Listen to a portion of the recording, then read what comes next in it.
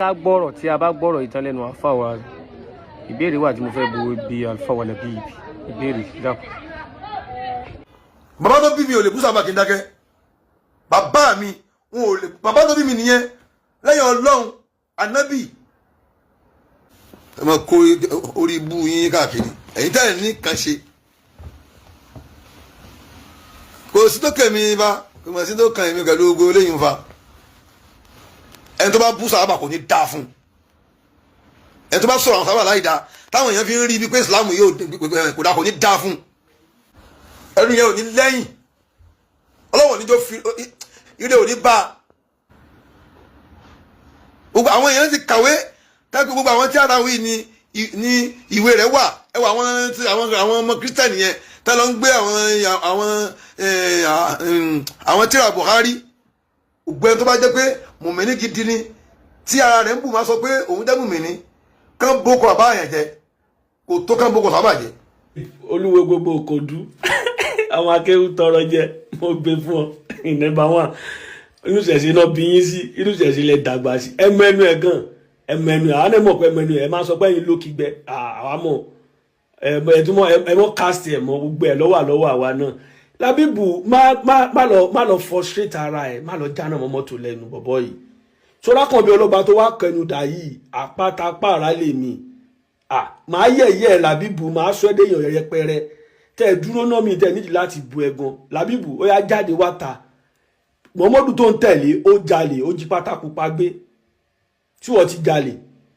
Labeeb Muhammadu tó ń tẹ̀lé sọmọ pé ó gba ìyàwó ọmọ tó gbà tọ́ tí wọ́n ti gba ìyàwó àwọn ọmọ ilé kéwé ẹ̀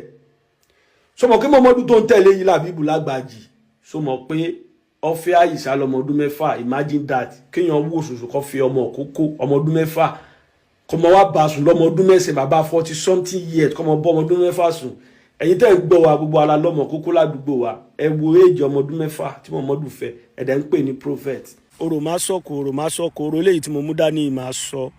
Labeeb lágbàjì this message is for you normal kò yẹ kí n sọ̀rọ̀ but I just want to reply you with reason because ọ̀pọ̀lọpọ̀ èèyàn ló ti pè mí tó jólúmọ̀ tó jáwọn èèyàn táwọn èèyàn mọ̀ all over the world tó ti pè mí lórí ọ̀rọ̀ tó ń ṣẹlẹ̀ kò yẹ kí n fẹ́ lẹ́sìn but I have to do this with reason you know Labeeb lágbàjì ó tó mi gbé sáré ọ̀rọ̀ kí n dùn èmi èébú náà fi wo àwa dàgbà lọ béèrè mi nílùú ìlú tó ti bí mi lọ́mọ agboolé Yorùbá náà bí èmi sí ibẹ̀ ni mo dàgbà sí èébú náà fi wo àwa dàgbà kò sí èébú tó fẹ́ bú mi tó fẹ́ dùn mí èébú òkì àwọn yàwájú kó yé wa pé èébú òkì hàn lára èèyàn bẹ́ẹ̀ Labeeb àkànbí ọlọ́ba máa bu ẹ wàá máa rìn lọ wàá ò pé aṣọ yàmọ̀ ẹ lọ́rùn ni I swear with Elédùmarè kí ló ń ṣe ẹ́ àwa ò sí níbi kó bàjẹ́ ìtẹ̀síwájú ilẹ̀ Yorùbá ló jọ wá lójú tó mọ̀fá tó mọ̀dù tó bi babaláwo tó mọ̀fá tó mọ̀dù tó bi kò kí ń ṣe ẹgbẹ́ Muhammadu àti Allah who is Allah sìgìdì tó lápọ̀ ọwọ́ ọ̀tún méjì ó lábòsùpá méjì lórí ó lójú kò lè fi ríran ó lẹ́nu kò lè fi sọ̀rọ̀ gbogbo òfin ẹ lọ́pọ̀ báyìí Allah àti Muhammadu babaláwo kì í ṣe ẹgbẹ́ wọn babaláwo kò kí ń ṣe ẹgbẹ́ Allah àti Muhammadu tẹ́nitẹ́ni tàkísà ní tàtàn. a ti gbọ́ gbogbo ẹ̀ bí mo ṣe kó wá tán àkọ́kọ́ ìbéèrè mi fún Sheikh Labeeb ni wípé ǹjẹ́ ṣé nǹkan kan bẹ nínú ẹ̀sìn wa tó pamọ́ fún kìrìsìtẹ́nì àbáwọn aláwo first question. Second question mi ni pé àwọn kìrìsìtẹ́nì tí wọ́n ń kà àbáwọn aláwo tí wọ́n ń kà ṣé Yorùbá ni wọ́n fi ń kà ni wọ́n fi kọ́ tí wọ́n ń kà ní àbí English àbí Lárúbáwá orí second question mi.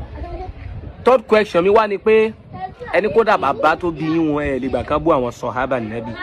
wọ́n ti wá bú Allahu tó dẹ̀ jẹ́ pé wọ́n táàgì yín kẹ́ ẹ lè mọ̀ tí wọ́n po kọ́ yín pé kí wọ́n sọ̀rọ̀ tó ọ̀rọ̀ ńlá ńlá sàn Nábì sallallahu alayhi wa sallam ẹ dákun ṣé ẹ gbọ́ fídíò yẹn ni àbẹ́ẹ̀rí. Fourth question mi ni pé gbogbo ẹni tó bá ń bú sọ̀hábà èmi ò dákọ̀ àwọn ṣíà o mi sí ńlá yẹn nínú àwa mùsùlùmí bóyá súfì ni àbí kan ni Ọlọ́run ó jẹ́ képe yìí mu gbogbo ìpìtẹ́ ẹsẹ̀ yìí Ọlọ́run ó jẹ́ kó mú ẹni náà àmọ́ tí ẹ hàn bá wá bú sọ̀hábà tí ẹ wá ń parọ́ mọ́ ẹni yẹn pé ń bú sọ̀hábà gbogbo ẹni yòówù tó lè wà nídìí ọ̀rọ̀ náà ń ṣe ń kọ̀rọ̀ ni ń ṣe ń mítìnì ní ń pariwo pé gbogbo kútúbà jímọ̀ tá a ṣe lánàá ìtàn pé ká máa sọ ni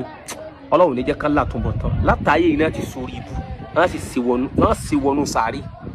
wọ́n kú bí àparò ni táwọn bá bú sọ àbá ni o sẹ́yìn pé mo sàmì ìtẹ́yìn náà sí sọ èyí tí ó mọ̀ wá jẹ́ bíi ẹlẹ́karùn-ún ìgbà tẹ́yìn àtọmọ yín jà àjọ ń bẹ lórí mídíà ni wallahi fi ṣe fáàrí ó kọjá tẹ́nìkan sọ pé bóyá ẹnìkan fẹ́ fòun trend ọlọ́run ti trend mi already láìsí ìmọ̀ sí ẹnìkan láìsí àánú ẹnìkan láìsí pé mo gun ẹnìkan léjìká ọlọ́run ló ṣe wallahi ọlọ́run ló ṣe yẹn kìí ṣẹ̀dá kan kìí ṣe mímọ̀ sí èmi ọlọ́run ló ṣe trend mi. now ìtí wọn lè fàyọ ni pé nígbà tó ọmọ yìí ń bu yín ẹ pé Sunday Igboho pé kọ́ ọmọ yìí má bu yín mọ́ Sunday Igboho wá pé ọmọ yìí wá jáde ó wá ní kí nígbà tẹ́ mọ̀ pé ẹ pé Sunday Igboho kí lẹ̀ ń bù ú sí ọmọ yìí ò bu yín mọ́ látòní kò bu yín mọ́ láti gbà yẹn títí dòní. Sheikh Labib ẹ̀yin tẹ́ ẹ lè pè tẹ́ ẹ fẹ́ kí wọ́n máa tàbùkù yín lórí social media wọ́n wá ń tàbùkù Allahu àti Muhammad sallallahu alayhi wa sallam pípè tẹ́ ẹ wá pè fún sẹ́ pé Sunday Igboho pé ká má bu ẹ̀yin mọ́ personality yín ẹ wá lè pè kí wọ́n má bu Allahu kí wọ́n sì má bu anabi sallallahu alayhi wa sallam. Wọ́n sì ń ṣe fídíò lọ́wọ́lọ́wọ́ báyìí láti ìgbà náà wọ́n sinmi sí fífi Allahu ṣe yẹ̀yẹ́ fífi Muhammad sallallahu alayhi wa sallam ṣe yẹ̀yẹ́ ẹ̀yin tẹ́ lágbára àti pé Sunday Igboho pé kọ́mọ náà kó jẹ́ kó rí rẹ̀ pé kó má bu yín mọ́ ẹ wá lágbára àti sọ pé olóyè Sunday Igboho bá àwọn ọmọ yín sọ̀rọ̀ ká fi ẹ̀sìn ẹlẹ́sìn lẹ̀ kẹ́yìn náà wá bá àwọn mùsùlùmí sọ̀rọ̀ kẹ́nìkan kan má bu wọn mọ́ ẹ lágbára yín tọ́ ìtẹ́mi kan rí tí mo fẹ́ sọ ni pé kò sẹ́ni tí ò sọ pé kò séèyàn kan tí ò lóhùn mẹ́ni tí ń ṣe dáadáa ẹni tó ráfọ́jú tó mú afọ́jú lọlé àtẹni tó ráfọ́jú tó gba pọ̀pá ìsọnù ẹ àlejò sọ pé àmẹ́ni tí ń ṣe dáadáa. Assalamu alaikum warahmatullahi wabarakatuh.